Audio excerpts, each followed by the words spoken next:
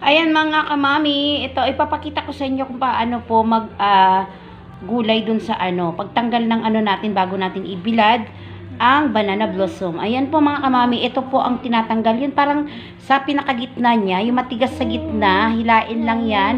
Tsaka yung pinaka sa baba po. Ayan. Yung matigas po sa baba na ganyan po. Parang pinaka calops niya.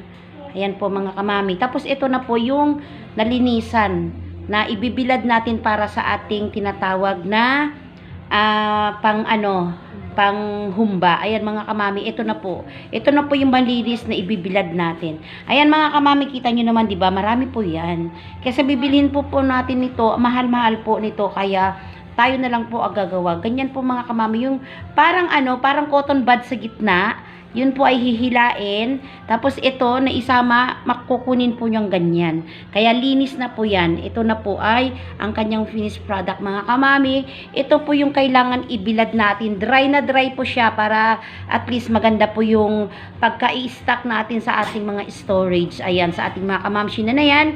Kayo po ay gagawa ng tinatawag na DIY. Kayo na rin po ang gagawa at magbibilad po.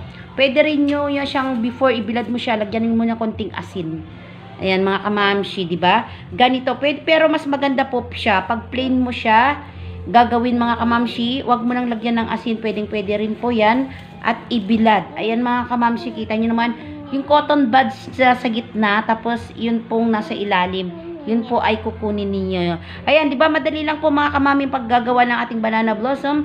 Kesa bibili po tayo, konting, maliit lang po ang 5 piso. Kaya tayo na lang po ang gagawa. At least, di ba? Kandasawa ka na lang sa pagbibilad at mag-storage habang mainit pa. Kasi pag may wala ng init, hindi na po tayo makakapagbilad nito at makakapag-dry. Ayan, para at least marami tayong stock sa panahon na tag-ulan. Ayan mga kamami, kita nyo naman po. Kasi pag tag-ulan po mga kamami, mahal na po to.